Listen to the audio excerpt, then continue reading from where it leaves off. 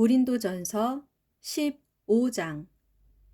형제들이여, 내가 전에 여러분에게 전해준 복음을 다시 되새겨 드리려고 합니다. 여러분은 이 복음을 내게서 전해받았고 지금 그 복음 위에 서 있습니다.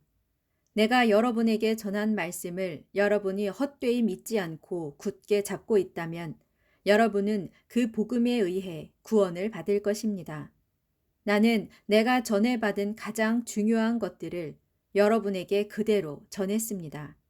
그것은 곧 그리스도께서는 성경에 기록된 대로 우리의 죄를 위해 죽으셨다는 것과 무덤에 묻히셨다는 것과 성경에 기록된 대로 사흘 만에 다시 살아나셨다는 것과 그리고 베드로에게 나타나시고 그런 다음 12 제자에게 나타나셨다고 하는 것입니다.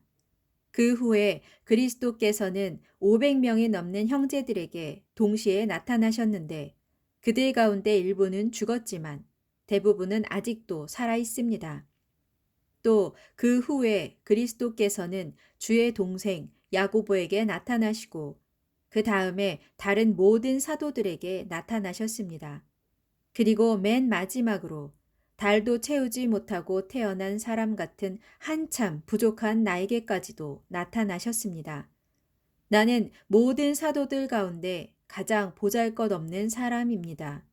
이전에 나는 하나님의 교회를 핍박했던 사람으로 사실 사도라고 불릴 자격조차도 없습니다. 그러나 오늘날 내가 나 된 것은 오직 하나님의 은혜로 말미암은 것입니다. 내게 베푸신 주님의 은혜가 헛되지 않아 나는 어느 누구보다도 더 열심을 내어 일했습니다. 하지만 그렇게 한 것은 내가 아니라 나와 함께 하신 하나님의 은혜로 한 것입니다. 그리하여 나나 그들이나 이렇게 복음을 힘껏 전하고 있으며 또한 여러분은 그 복음을 이렇게 믿었습니다. 그리스도께서 죽은 자들 가운데서 다시 살아나셨다고 전했는데도 어찌하여 여러분 가운데 더러는 죽은 사람의 부활이 없다고 말하는 것입니까? 죽은 사람의 부활이 없다면 그리스도께서도 다시 살리심을 받지 못한 채 아직도 죽은 상태로 계셔야 할 것입니다. 만일 그리스도께서 다시 살리심을 받지 못한 채 아직도 죽은 자들 가운데 그대로 계신다면 우리가 전한 것은 아무 쓸모없는 헛된 것이며 여러분의 믿음 또한 헛됩니다.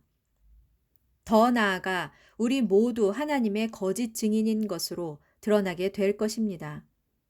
하나님께서 그리스도를 다시 살리지 못하셨는데도 우리가 다시 살리셨다고 증언해 왔기 때문입니다. 만일 죽은 자가 다시 살아나는 일이 없다면 그리스도께서도 다시 살리심을 받지 못하고 아직 죽은 상태로 계셔야 합니다.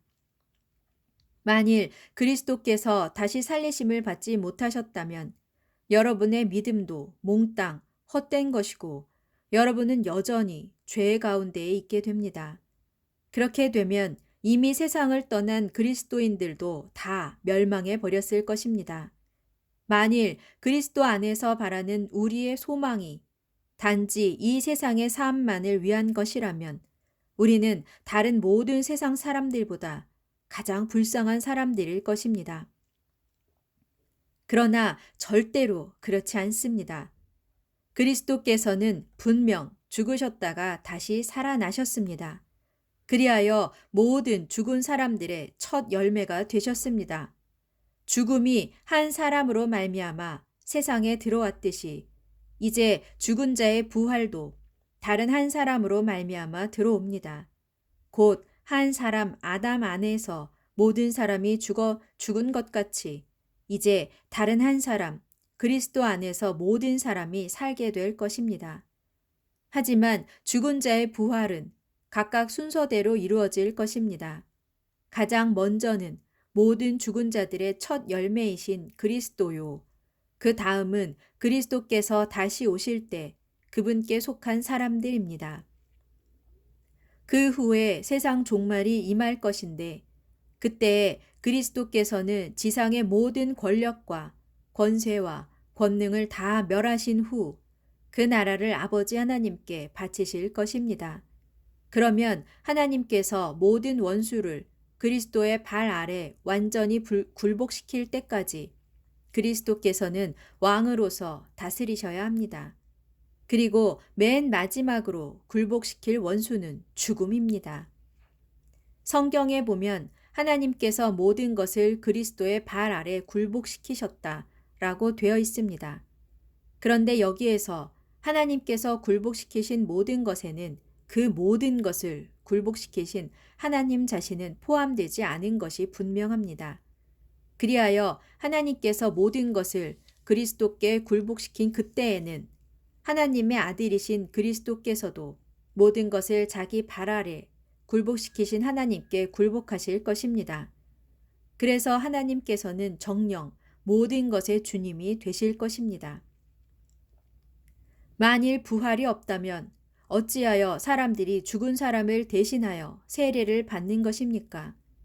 죽은 사람이 다시 살아나는 일이 결코 있을 수 없다면 무엇 때문에 그런 일을 하는 것입니까? 그리고 우리는 또 어찌하여 시시각각으로 닥쳐오는 생명의 위협을 무릅쓰고 있는 것입니까? 형제들이여, 감히 단언하건대 나는 날마다 죽습니다. 이 사실은 우리 주 예수 그리스도 안에서 여러분을 나의 자랑이요 영광으로 여기는 그만큼 확실하게 말씀드릴 수 있습니다. 만일 내가 이 한 목숨을 부지하려고 에베소에서 야수들과 싸웠다면 그것이 도대체 무슨 가치가 있겠습니까? 만일 죽은 사람이 다시 살아나는 일이 없다면 차라리 내일이면 죽을 터이니 마음껏 먹고 마시자라고 할 것입니다. 속지 마십시오. 나쁜 친구가 좋은 성격을 망칩니다. 정신을 똑바로 차리고 죄를 짓지 마십시오. 여러분 가운데는 아직도 하나님을 모르는 사람이 있으므로 내가 그런 사람들을 부끄럽게 하려고 이런 말을 합니다. 그러나 어떤 사람들은 이렇게 물을 것입니다. 죽은 사람이 어떻게 다시 살아날 수 있단 말인가? 도대체 어떤 몸을 갖고 다시 온다는 거야? 어리석은 사람이여, 이게 얼마나 어리석은 질문인 줄 아십니까?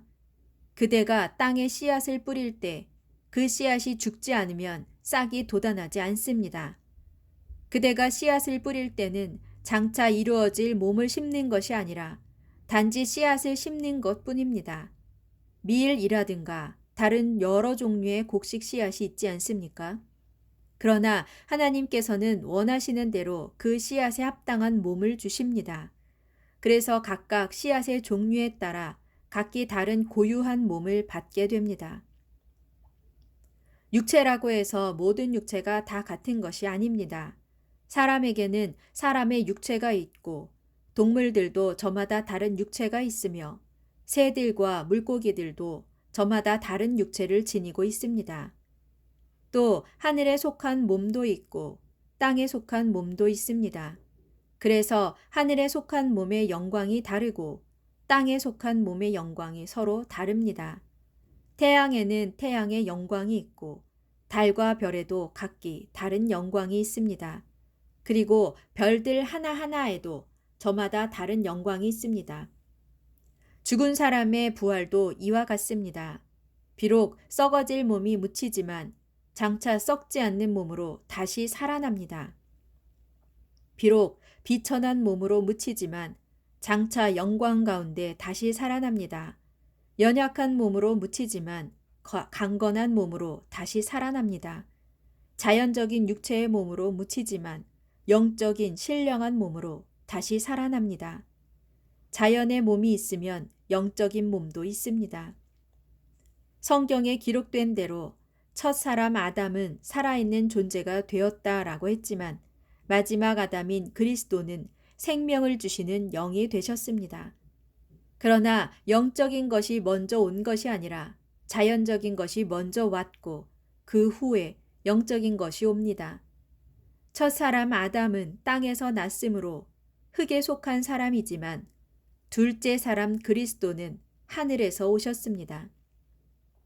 따라서 흙에 속한 사람들은 흙으로 지어진 첫사람 아담과 같고 하늘에 속한 사람들은 하늘에서 오신 둘째 사람 그리스도와 같습니다. 그리하여 지금 우리가 흙에 속한 첫사람 아담의 형상을 입은 것과 같이 또한 장차 우리는 하늘에 속한 둘째 사람 그리스도의 형상을 입을 것입니다.